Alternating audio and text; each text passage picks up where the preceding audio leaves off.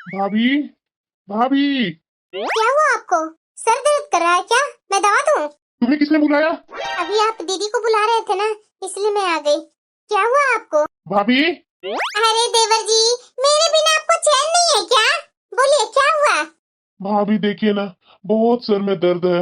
आप जानते हैं ना कि जब तक आप मेरे सर में हाथ नहीं लगाते तब तक मेरा दर्द खत्म नहीं होता है। भाभी, थोड़ा मेरा सर दबा दीजिए। अरे देवर जी, बस इतनी सी बात। लेटिए, मैं सर दबा देती हूँ। और काजल तू किचन का बहुत सारा काम होगा, वो कर लो जल्दी जा करके। और हाँ, बाथरूम में भी कपड़े पड़े हुए होंगे। किचन के काम करने के बाद बाथरूम का भी कपड़ा धो लेना। अरे क्या सोच रही है खड़ी खड़ी? जा अपना काम कर, भाभी मेरा सर दबा देगी। अरे देवर जी, आप भी ना, मेरे बिना आपको चैन नहीं है। और हाँ काजल, 2 कप चाय बना कर लेती है ना, मेरे लिए और देवर जी के लिए। बताइए देवर जी, कहाँ सर दर्द कर रहा है? हाँ भी ना देवर जी। बहू, क्या हुआ तुझे? उदास क्यों हो? कुछ नहीं माँ जी। कुछ बात हुई है क्या बहू? नहीं माँ जी, कुछ नहीं। बात तो जरूर कुछ है। ऐसे मेरी छोटी बहू मुंह नहीं बनाती है। क्या करूं? मेरे पति ही वैसा है तो दूसरों को बदनाम करने से क्या फायदा? अरे भाभी अब रहने दीजिए, अब मेरा दर्द तो खत्म ही हो गया है। सच्ची में देवर जी? हाँ हाँ भाभी, आपका हाथ से स्पर्श हो जाता है ना, तो बस मेरा तो सर का दर्द गायब ही हो जाता है। सच्ची में देवर जी, आप कितने अच्छे हैं। दुनिया का पहला देवर है जो अपनी भाभी को इतना इज्जत देते हैं। अरे भाभी, मैं आपको इज्जत क्यों ना दूं? अरे आप जब से आए हैं तब से मेरी सेवा करते आए हैं। मेरी सेवा में कभी आपने कमी छोड़ा है? हाँ वो तो बात है देवर जी। अरे बेटा, हाँ माँ। तूने छोटी बहू को कुछ बोला है क्या? अरे माँ, उसे भला मैं क्या बोलूंगा, कुछ नहीं बोला हूँ। अच्छा माँ जी, आप भी ना कुछ ज्यादा ही छोटी बहू का फिक्र करते हैं। अरे इतना फिक्र मत किया कीजिए ना माँ जी, एक मैं भी आपकी बहू हूँ, मेरे ऊपर भी थोड़ा फिक्र कर लिया कीजिए ना। अरे बहू, शुरू से तो तुम्हारा ही फिक्र करते आई हूँ, अब ये छोटी बहू 2 सालों से आई है तो क्या इसका फिक्र नहीं करूँ मैं? माँ जी आप भी ना, मैं जान रही हूँ दोनों बहुओं में फर्क करते हैं माँ जी आपके सामने, लेकिन मैं बड़ी बहू हूँ जो इग्नोर करती हूँ आपको। लेकिन माँ जी ऐसा कब तक चलेगा? ये अच्छी बात नहीं ना है माँ जी कि मेरे सामने ही देवरानी को बड़ाई करे और मुझे इस तरह से बोलेंगे। अरे नहीं नहीं बहू, ऐसी बात नहीं है। वैसे काजल तुम्हारा चाय बना? अरे हम लोग कब से इंतजार कर रहे हैं चाय के लिए। अच्छा, तुम लोग चाय पीने के लिए बोली हो, इसीलिए तो छोटी बहू अभी चाय ही बना रही है। अच्छा ठीक है माँ जी, आप बैठिए, मैं जब तक देख करके आती हूँ छोटी क्या कर रही है। अरे हाँ हाँ भाभी, जब तक आपका हाथ चाय में नहीं लगेगा ना तो चाय का तो कोई टेस्ट ही नहीं आएगा। अरे जरूर देवर जी। ओ शायद छोटी इलायची या अदरक डालना भूल जाती है, मैं लास्ट में वही डाल करके देती हूँ तो शायद आपको अच्छा लगता है। अरे हाँ भाभी, मेरी हर चीज आपको अच्छी तरीके से पता है। यहाँ तक कि 2 साल से मेरी पत्नी आई है, उसे भी मेरा आदत के बारे में नहीं पता है, जहाँ तक कि आपको मेरे हर चीज के बारे में पता है। अरे बेटा, अपनी आदत के बारे में अपनी पत्नी से बताएगा तभी ना तुम्हारी पत्नी भी समझेगी कि हाँ मेरा पति का ये आदत है। अरे क्या माँ जी, आप भी क्या बातें कर रहे हैं? देवर जी की आदत मुझे क्या पता था? इनकी आदत तो मैं 1 साल में ही जान गई। अब बताइए, काजल को 2 साल हो गया शादी का, अभी तक देवर जी के बारे में पता नहीं है कुछ। अरे बहू, सब लोग तुम्हारे जैसे नहीं होते हैं ना। बहू, तू इस घर की बड़ी बहू है, थोड़ा ना मर्यादा में रहना सीखो। ये क्या बोल रहे हैं माँ जी आप? मैं भला मर्यादा में नहीं रहती हूँ? ऐसा मैंने क्या कर दिया? बहू, करने से नहीं होता, वो दिखता है। जब तुम्हारा काम होगा वो कर ले। छोटी अकेले कितना काम करेगी? बाथरूम में बहुत सारे कपड़े होंगे, जा करके तू कपड़े धो ले। छोटी बहू किचन में काम कर रही है। अरे क्या माँ, तू भी ना भाभी को इस तरीके से करते रहती है। अरे बेटा, जितना अपनी भाभी पर ध्यान देता है ना, उतना ही अपनी पत्नी पर ध्यान दे दिया कर, तुम्हारे लिए सही होगा, समझा ना? और ये क्या बोलते रहता है तुम बीच बीच में कि भाभी का हाथ लग जाता है तो वो खाना अच्छा लगता है, वो नाश्ता अच्छा लगता है? ये करना बंद करो। मैं बहुत दिन से ध्यान दे रही हूँ और तुम्हारे पापा भी बोल रहे हैं, तो ये सब आदत ना सुधार लो। अरे माँ, तुम लोग भी ना पता नहीं किस ख्यालात को हो। अरे मॉडर्न जमाना है, मॉडर्न तरीके से जीने के लिए सीखो। अरे भाभी से इतना मैं लगाव रखता हूँ, तुम्हें तो खुश होना चाहिए माँ कि देखो तो मेरा घर कितना अच्छा है, सब मिलजुल कर रहता है। और एक तरफ तुम हो जो हम लोग को बातें करते हुए देखती है, तो बस तुम्हें पता नहीं क्या हो जाता है। बेटा मैं फिर से तुम्हें बोल रही हूँ, मर्यादा में सब चीज होना बहुत जरूरी है। भाभी और देवर का भी मर्यादा होता है, वो मर्यादा में रहो तो ही बेहतर होगा। क्या माँ, सुबह सुबह तुम मेरा मूड खराब कर दी। सुबह है? अरे दोपहर होने को आया, इसे तुम सुबह बोल रहा है?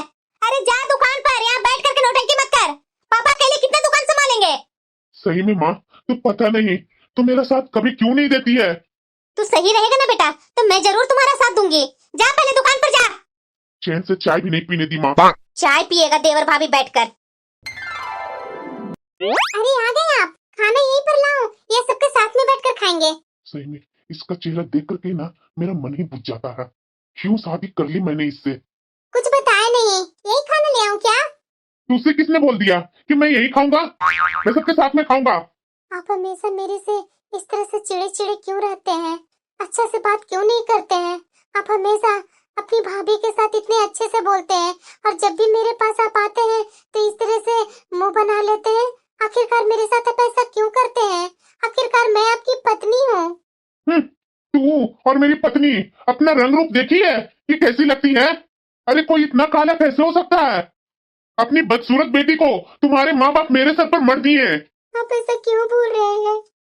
शादी से पहले तो मुझे आप भी देखने आए थे। उस समय आपको मैं पसंद नहीं आई थी तो मना कर देते, नहीं शादी करते। अब इधर में इतने सालों के बाद बोल रहे हैं कि मैं काली हूँ, बदसूरत हूँ। अगर मैं पहले बोलता मेरी माँ और मेरे पापा बोलने देते। तुम्हें इतना सर पर चढ़ा रखे हैं, तुम्हारी शक्ल से ही मुझे नफरत होती है। मैं कितनी काली हूँ, कितनी बदसूरत हूँ जो इन्हें मैं पसंद नहीं आती हूँ। और मेरी जेठानी इतनी अच्छी है जो मेरी जेठानी के इर्द गिर्द में मेरे पति मंडराते रहते हैं। क्या इंसान का रंग ही सब कुछ है? और ये सब नौटंकी ना माँ के सामने तो बोलना भी नहीं। अगर माँ से बोली ना तो तू समझ लेना। मैं भला माँ जी से क्यों बोलूंगी, लेकिन आप मेरे साथ ऐसा क्यों करते हैं? वो खुद से पूछ। अरे दीदी बोलिए ना, कैसे हैं आप लोग? अरे छोटी तुझे पता है ना कि नवरात्रि में बिटिया की सगाई रखी हूँ, आ जाना सगाई में देवर जी के साथ। अरे दीदी हम लोग तो आने के बारे में सोच ही रहे थे। तो अभी तक तो नहीं ना आई छोटी, जल्दी आ जा। ठीक है दीदी, मैं जल्दी आने की कोशिश करूंगी। बहू, हाँ माँ जी आपने बुलाया था क्या? बहू तुम्हारी चाची जी का फोन आया था गाँव से, वो अपनी बिटिया का सगाई कर रही है ना, तो मुझे और तुम्हारे पापा जी को जाना है। तुम मेरे पीठ पीछे घर को अच्छे से ख्याल रख लेगी ना? अरे हाँ माँ जी, क्यों नहीं रखूंगी। आप आराम से चाची जी की बेटी के सगाई में जाइए। छोटी बहू तू ठीक से रह लेगी ना? हाँ माँ जी, मैं ठीक से रह लूंगी। देख बहू, तू इस घर की बड़ी बहू है तो तुम्हारे ऊपर सारी जिम्मेदारी है ना बहू। मेरे बात तो तुम्ही को ये सारी जिम्मेदारी संभालनी है। अरे माँ जी मुझे सब पता है, आप क्यों इतना टेंशन ले रही हैं? बहू तुम्हें पता है ना तुम्हारे देवर के बारे में? तुम्हारा देवर कैसा है जो तुम्हें तो पता ही है। अरे माँ जी आप भी ना क्या छोटी छोटी बातों में आ गए हैं। अरे देवर जी का वही आदत है तो क्या कर सकते हैं, धीरे धीरे सब सुधर जाएंगे वो। बहू तुम जो बोल रही है ना यही हो। देख बहू, मैं जा रही हूँ तो मेरे पीठ पीछे ये घर को अच्छे से ख्याल रखना और छोटी बहू को भी थोड़ा ख्याल रखना, क्योंकि तुम जानती ही है इसका पति कैसे इसके साथ करता है। मेरा तो वैसे जाने का जरा सा भी इच्छा नहीं था, लेकिन मैं क्या करूँ, वो तुम्हारी चाची जी हैं और रिश्तेदारी तो निभानी पड़ती है ना। माँ जी मेरी टेंशन बिल्कुल भी मत लीजिए, आप आराम से जाइए ना।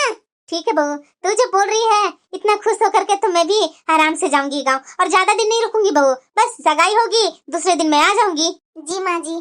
ठीक है माँ जी, मैं आपका बैग वगैरह सब पैक कर दे रही हूँ। हाँ बहू। असली जिंदगी तो किसे कहते हैं वो मुझसे कोई पूछे। अब सिर्फ मजा ही मजा है जिंदगी में। सास एक बोलने वाली थी, सास भी गांव पर चली गई। अब तो मैं अपने मन मुताबिक जिंदगी जीऊंगी, और काम करने के लिए तो नौकरानी मेरी देवरानी तो है ही है।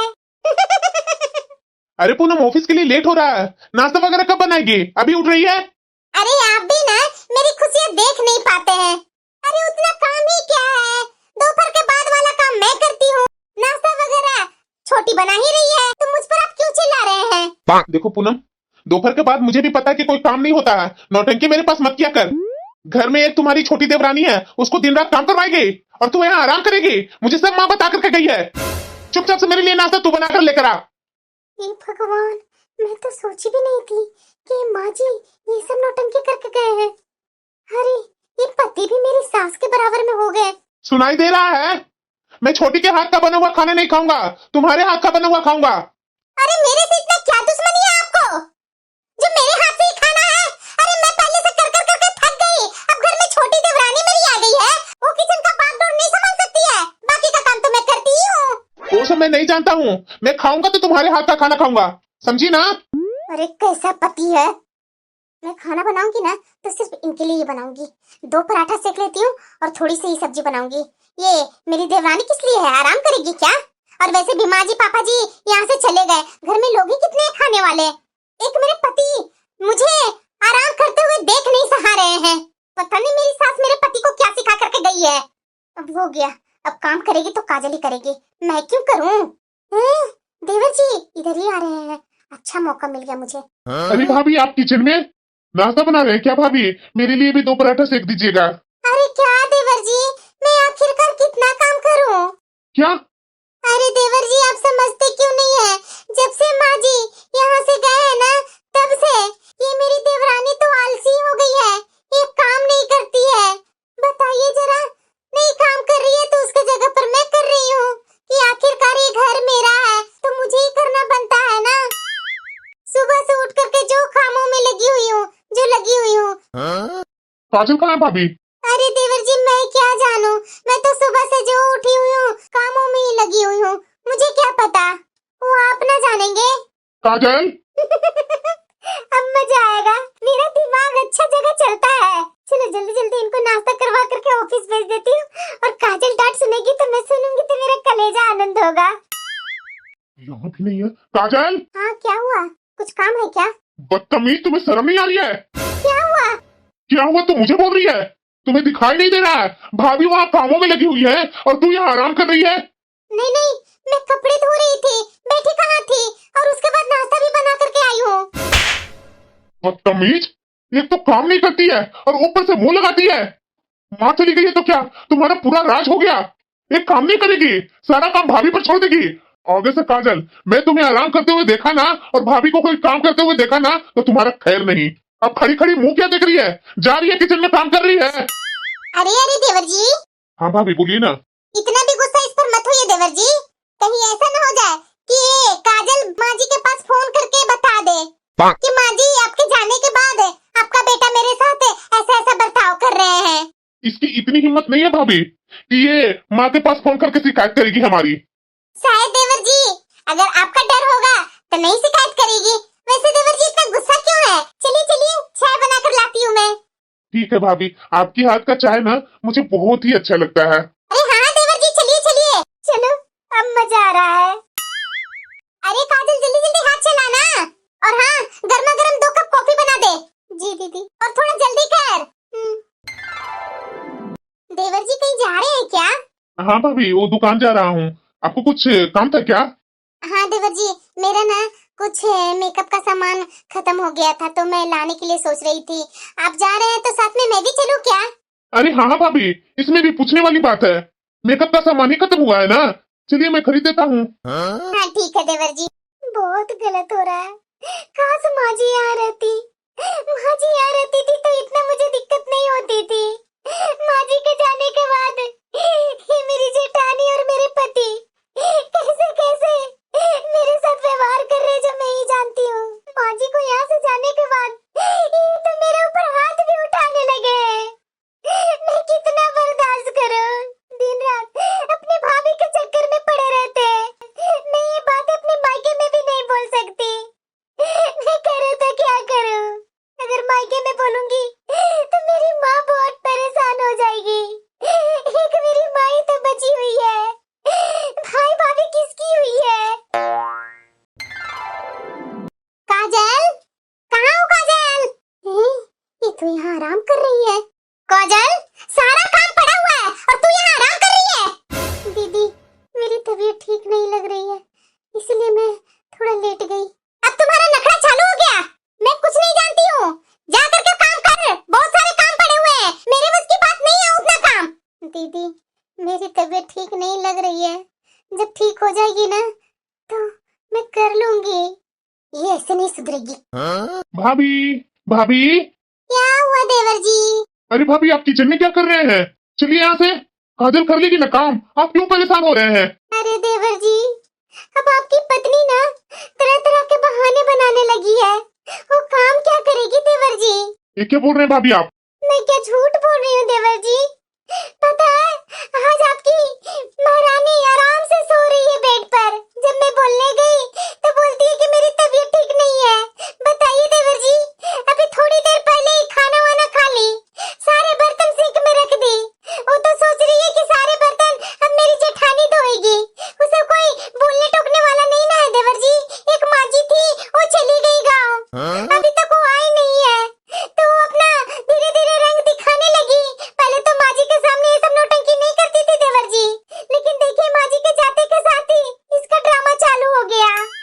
अच्छा, और क्या मैं बोलूं देवर जी, मैं आपके साथ बैठ करके बातें करती हूँ ना, तो इसे तो बहुत ही बुरा लगता है।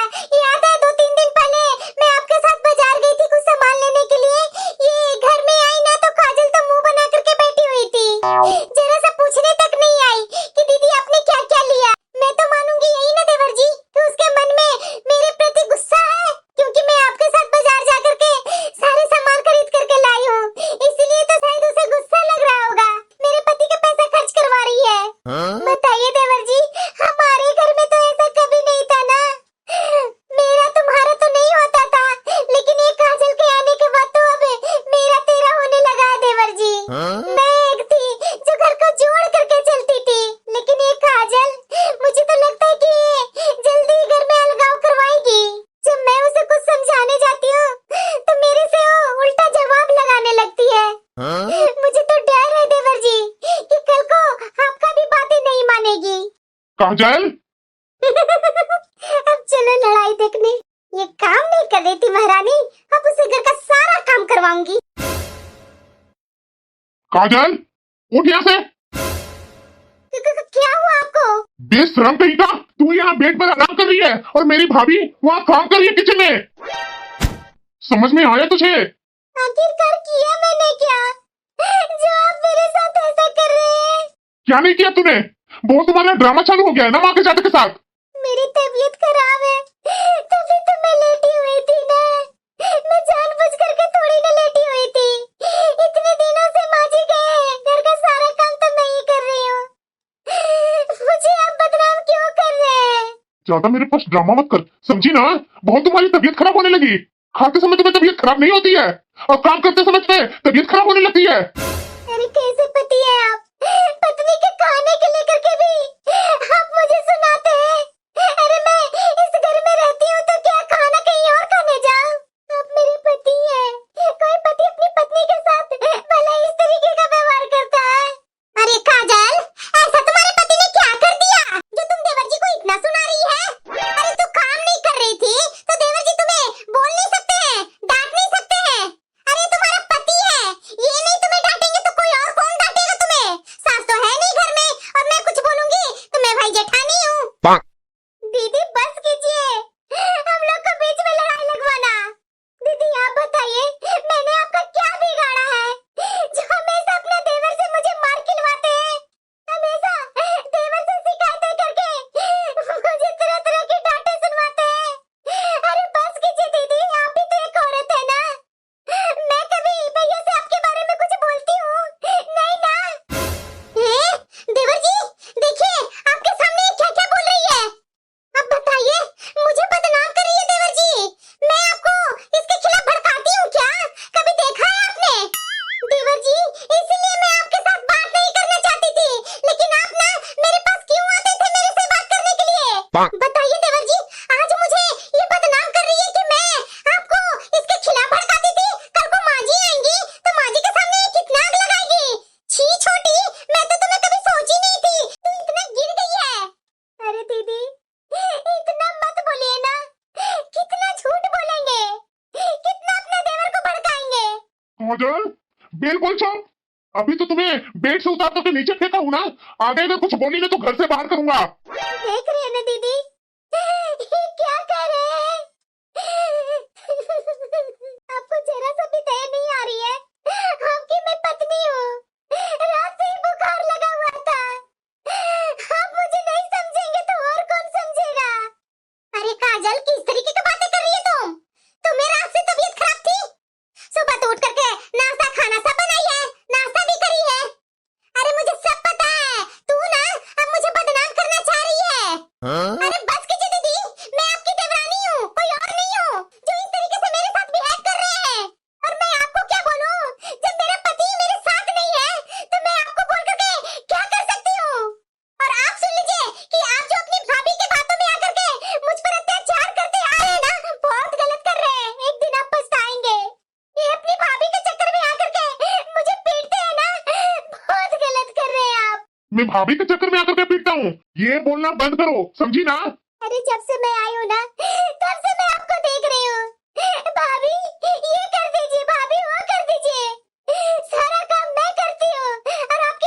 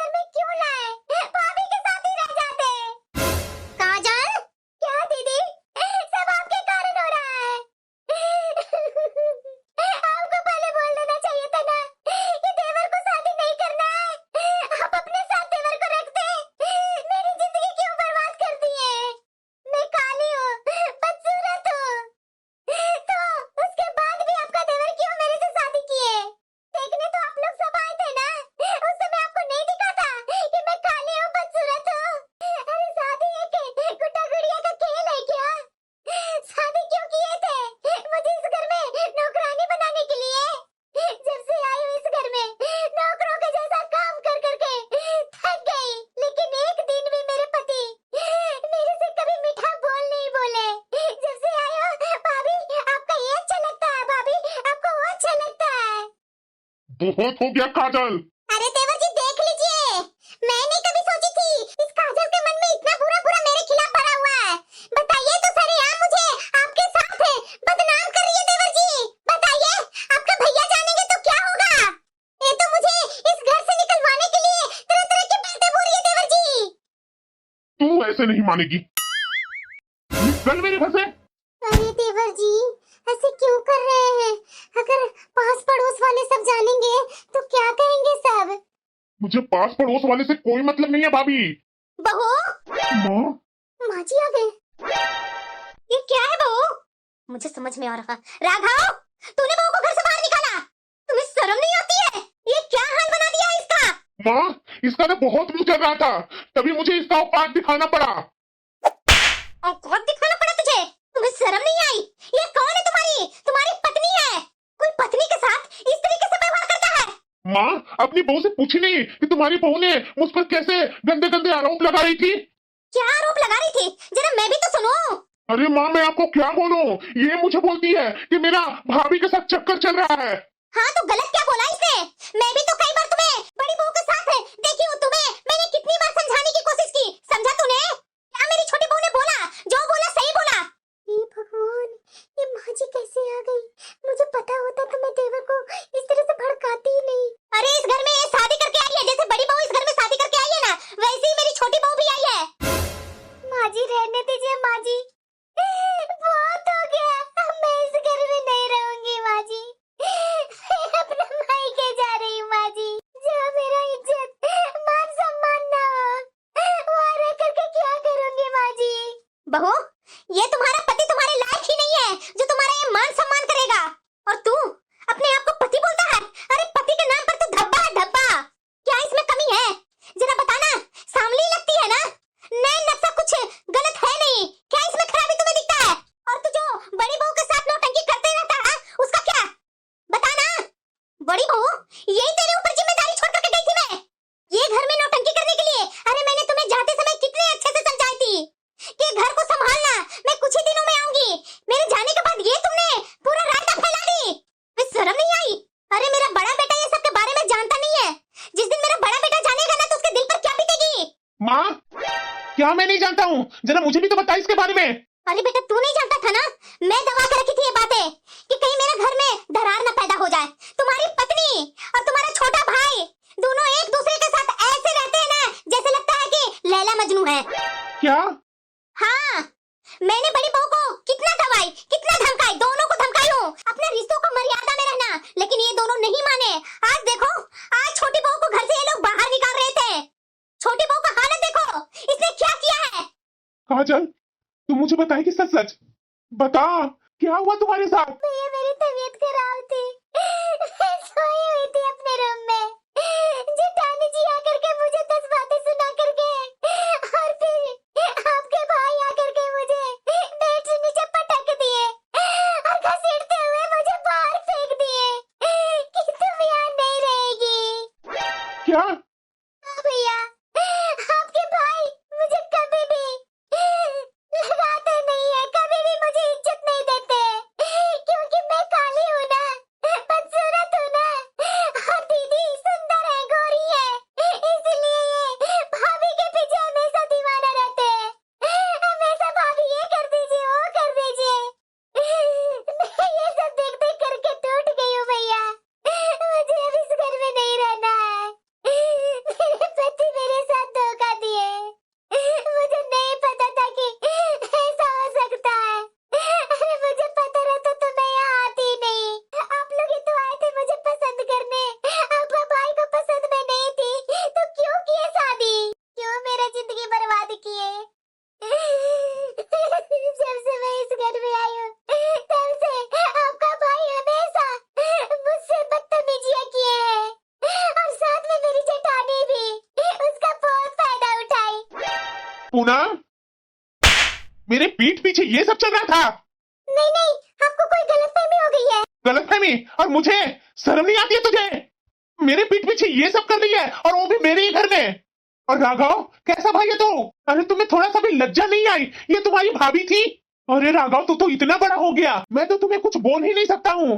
काजल, अभी के अभी पुलिस स्टेशन जाओ और जाकर रिपोर्ट करो। ये दोनों को जो भी सजा होगी कानून सजा देगी, हम लोग नहीं कोई सजा देने वाले होते हैं।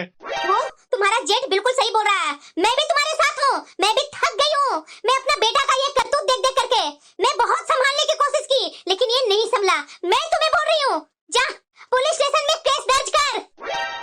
बहू, ये भगवान, ये क्या हो गया? मुझे माफ कर दीजिए, मेरे से गलती हो गई। काजल बहन, मुझे माफ कर दे, मुझसे बहुत बड़ी गलती हो गई। देख बहन, तू ना पुलिस स्टेशन मत जा, हमारी बहुत इज्जत जाएगी। सब पास पड़ोस वाले, मेरे मायके वाले जानेंगे तो क्या कहेंगे? माफ कर दे बहन, मैं आगे से ऐसा बिल्कुल भी नहीं करूंगी। बड़ी बहू, तुम्हें माफी बिल्कुल भी नहीं मिलेगी। हाँ काजल, हमें माफ कर दो, हमने बहुत बड़ी गलती की, माफ कर दो काजल, आगे से मैं वैसा बिल्कुल भी नहीं करूंगा। राघव, जो तू करतूत कर रहा था उस समय तुम्हें नहीं दिखा कि मैं क्या कर रहा हूँ? माफी तो तुम दोनों को कोई हालत में नहीं मिलेगी। बहन माफ कर दे बहन, मेरी बहुत इज्जत जाएगी। एक तो मेरा पति मेरे से इस तरह से मुंह फेर लिए। बहन तू ही मेरी एक सहारा है बहन, माफ कर दे बहन। दीदी, मैं माफ करने वाली कौन होती हूँ? पूनम, तुम्हें शर्म नहीं आ रही है बोलने में? अरे पति पत्नी का रिश्ता तो भरोसे पर टिका होता है, अगर वो भरोसा टूट जाए ना तो घर बर्बाद हो जाता है। इसलिए मैं तो तुम्हारे साथ बिल्कुल भी नहीं रहूंगा। मुझे तुमसे तलाक चाहिए तो चाहिए। मैं बहुत दिन से तुम्हारा नौटंकी देख रहा था, लेकिन मुझे लगा कि ऐसा कुछ नहीं है, इग्नोर करते गया, लेकिन तुम मेरे पीठ पीछे ये सब कर रही थी। और माँ, मुझे इस घर में बिल्कुल भी नहीं रहना है, और ये इस भाई को मुझे तो शक्ल देखने से ही नफरत हो रही है। भैया ऐसा मत बोलिए ना, आप मेरे भैया हैं, ऐसे कैसे बोल सकते हैं? हो गई गलती भैया, मुझे जो सजा देना हो दे दीजिए, लेकिन इस घर को छोड़ करके आप मत जाइए।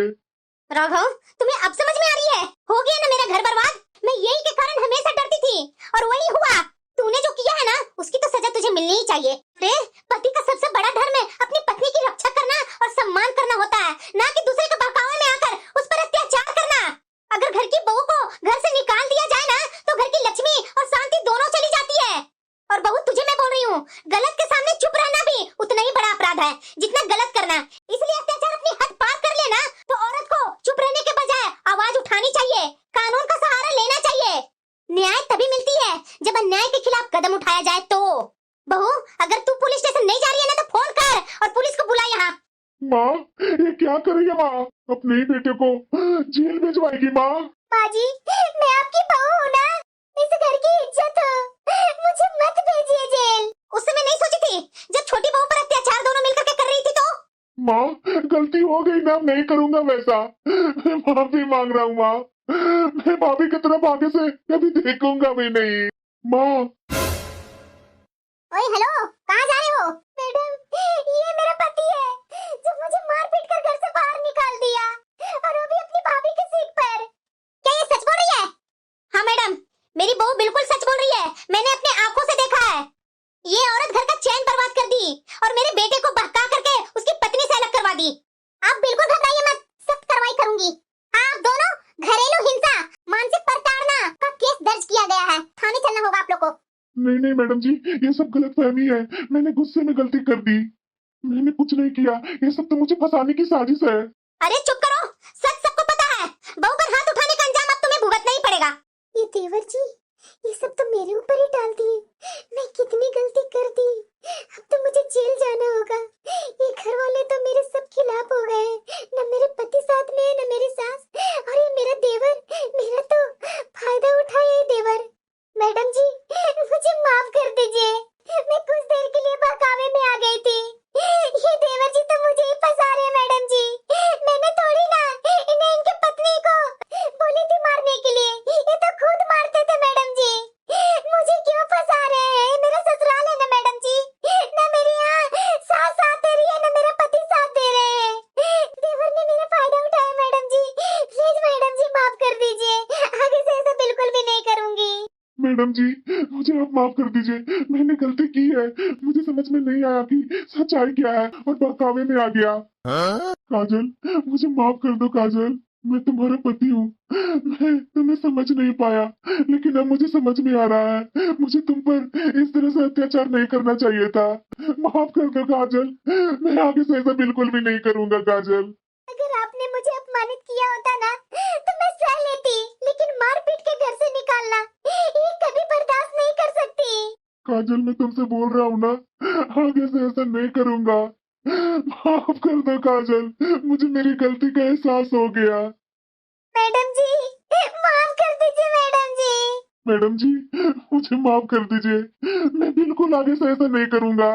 काजल, एक बार तुम सोच लो, माफ कर सकोगी ये दोनों को?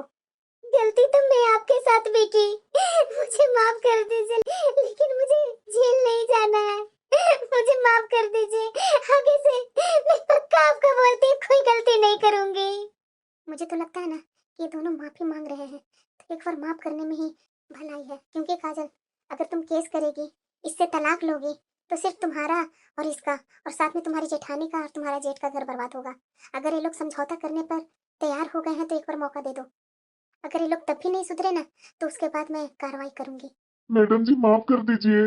ठीक है, अगर तुम लोग को अपनी गलती का एहसास है ना तो एक बार मैं माफ कर रही हूँ, और वो भी काजल के कहने पर। अगर अगली बार इसके साथ कोई भी जबरदस्ती या मानसिक प्रताड़ना या कोई भी मार पिटाई किया ना तो अगली बार मैं छोड़ूंगी नहीं दोनों को। ठीक है काजल, मैं चलती हूँ। अगर आगे से तुम्हारा परिवार कुछ भी करता है ना तो तुरंत मेरे पास फोन करना। जी मैडम। अब उठेगी? अगर तुझे अपनी गलती का एहसास है ना तो कभी दोबारा ये काम करना नहीं। और हाँ, पहले जैसा तो हमारा रिश्ता बिल्कुल भी नहीं रहेगा। याद रखना तुम दोनों, और इंस्पेक्टर तुम्हें राघव, औरत पर हाथ उठाना सबसे बड़ा पाप है। रिश्ता चाहे देवर भाभी का हो या पति पत्नी का हो, उसमें विश्वास टूटे ना तो परिवार का नींव हिल जाती है। सम्मान और प्यार ही रिश्तों की असली पहचान है। यदि उसमें एक भी टूट जाए ना तो घर कभी घर नहीं रह सकता। याद रखना, कभी भी बहकावे में आकर अपनी पत्नी या परिवार पर अत्याचार करना सही नहीं है। अगर ये नहीं ध्यान में रखा तो तू समझ लेना कि अगली बार तुम दोनों को कोई नहीं बचा सकता है। औरत पर हाथ उठाना न केवल कानूनन अपराध है बल्कि मानवीय दृष्टि से सबसे बड़ा पाप है। रिश्तों